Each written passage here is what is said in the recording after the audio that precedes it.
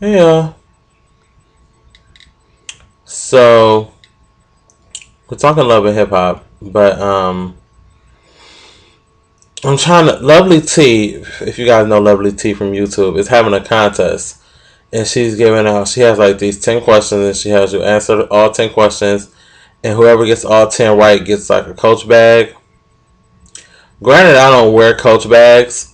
I know somebody who do, so I'm trying to win because I'm gonna re-gift it like a motherfucker. Okay, if he got all 10 right, this some boy is like he ain't playing. 34 minutes ago. Shit, she just put shit. I'm not here to talk about that. Okay, so Love and Hip Hop came on tonight, and tonight's episode was not as exciting as last week's episode because last week's episode was like jam packed about it, all the good stuff. It shook, and you know they can't give us two shaking episodes in one. It's just not back to back. So our episode started off with Rashida going to talk to Mimi about her situation with Kirk. Now, why the hell everybody on this episode decided that Mimi was gonna be Dr. Lipschitz and she had all the answers? I do not understand or know for that matter. But she wants to talk to Mimi and was crying and she felt like she was to blame for Kirk's bullshit, which she isn't. I believe Kirk is just an asshole, and he had him a little midlife crisis. Apparently, he got him some little awakening going on the end of this episode, but we'll get to that in a few. So that's where our episode started off. Then we went into he gonna fail the hell out of the drug test. Little Scrappy apparently is addicted to weed. Now here's the thing. First of all, you fucking cockroach, Little Scrappy. Him and his stupid ass is-I-E language that pisses me off, and I don't know what he be saying. Apparently he says he's addicted to weed. You're not addicted to weed, Little Scrappy, you stupid motherfucker. You get addicted to stuff like cocaine, heroin, meth. Weed is recreational. You smoke that shit when you feel like smoking. Now, granted, I wouldn't know, because, I take that back, because I'm not going to sit here and judge this man, because I don't know what it's like to smoke weed. I've never smoked weed a day in my life. I wouldn't even know, well, I know what a weed little thing looks like. It looks a little bush. Only the reason I know what it looks like, because some people post it on Instagram, which, by the way, is dumb as shit. If you post a weed on your Instagram, please stop. Because, contrary to popular belief, weed is still illegal. And if the FBI decides to track that shit and come to your house and knock on your door, you can't say shit. Because why? All they gonna do is flip to your Instagram and be like, boom, where the weed at? But anyway, so I wouldn't know. But I wouldn't think that weed is something that you could just be like, man, I'm strung out on weed. I can't stop smoking this shit, man. I need a fix. I need a hit. Like, I don't think it's that type of drug. I just don't think. I don't think. I wouldn't know.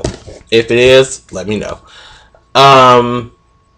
Drew and Tracy went to dinner with Tracy's ex-boyfriend now, and Drew pulled the bitchiest bitch move of like history, in the history of bitch moves ever.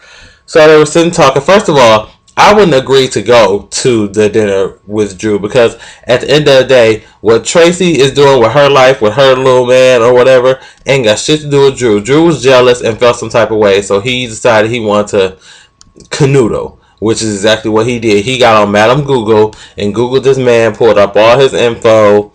Like, it was a straight bitch move. And I mean, he literally put a thong on and walked in there with his like pamphlets and his little iPhone, pulled up his mugshots. And Tracy also stupidly, now granted, the man lied to Tracy about apparently being arrested in 2001. How many fucking years ago was that? Like, seriously, Tracy, you couldn't get over that?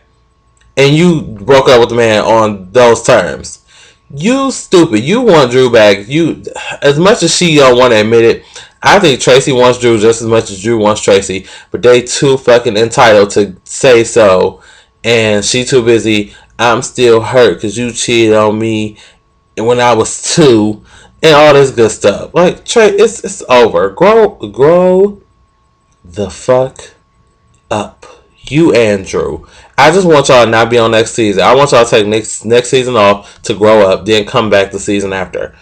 Cause I'm sick of y'all. Next. Baby Bob don't want you, BJ. Okay, I love Jocelyn. Can we just talk about how much I love Jocelyn just really quickly? I fucking love Jocelyn. That's all I have to say. So, Jocelyn came over to Stevie J's father's house, who looks like Uncle Ben. And no shade, because he has some type of surgery, and I respect my elders, but he does look like Uncle Ben. I mean, it's not a bad thing to look like Uncle Ben. Uncle Ben is rich. The little rice man, yeah, he has money, so. And he was basically telling Jocelyn, look, you need to, if you really want Stevie to be committed and things like that, you need to push him into it. Now, granted, you can't push a man to commit to anything. And if you do, and it actually works, it probably won't last long. But Stevie J should have been committed to Jocelyn, if you ask me. He been messing with, well, I still think he want Mimi, but Mimi clearly don't want him. Allegedly. So yeah, that was that. It was boring. Arian finally came out the closet. After last season, we continued to tell y'all that Arian was gay. And that Arian wanted Mimi's kitty cat. Now, apparently, Arian has finally come out of the closet on the episode.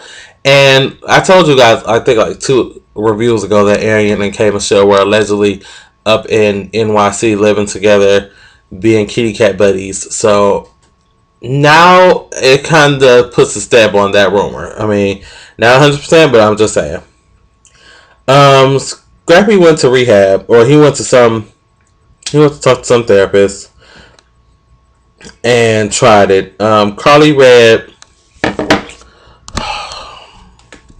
Carly Nobody insists on believing that she is of any type of relevance to Atlanta, let alone the United States, or for that matter, the entire world. And she has a song with Beanie Man, who hasn't made a record since I was 2. And she performed at some place, and K. Michelle and Jocelyn went together to the show, and Jocelyn and Carly Rae got into it because Jocelyn basically told her, look, you old as fuck. She ain't telling her that was a lie. Carly Rae is like 40 years old, trying to start a goddamn career in the industry that at the end of the day, if you ain't in it by the time you like 30, you might as well just chalk it up and go get a 9 to 5. And I completely sympathize with Carly Rae because Louis Gucci Prada was such an epic fail that she can't recuperate from that shit. Like, you really can't. Did y'all see my review on Louis Gucci Prada? I'm gonna watch it after that. The Scrappy started smoking when he was 12. I'm trying to figure out what the hell you smoked at 12 years old. I was smoking candy cigarettes when I was 12. And to this day, I still haven't smoked a cigarette before, ever. I smoked a Black and Mild before. I smoked a number of Black and Milds before because those are the only things. I would smoke those when I'm seriously stressed out. But here's the thing with Black and Milds. You have to take the little cancer paper out. And by the time I've gotten that out, that's hard to get out of that little tube. Once you've gotten that out by then, I'm annoyed. And I'm just like, fuck it. Either that or I'm on to do something else. Anyway. Mama Rashida. This is the end of the episode. Mama Rashida came over to talk to Rashida about her life. And she was being Yana Van Zandt.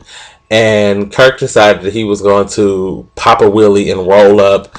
Like, seriously, Kirk, did you really have to roll up, like, on one wheel in your little $7,000 bike that Mama Rashida straight ran over to, and then it caught on fire. It caught on fire. I was dead to the bed. I was like, yes, Mama Rashida, you better run it over. But Kirk came in an attempt to fix his relationship with his wife, which he should have been doing. He shouldn't have been up at the fucking lake with them popcorn bitches and what's the other girl name? Mary Jane and Bambi and shit. And apparently Mary Jane and Bambi ain't cool together. They were on Candy Colored Nights, and apparently there was a fight enthused. So yeah, but I'm not sure. Maybe you guys from Atlanta know more about it than I do, because clearly I'm up here and I don't know shit.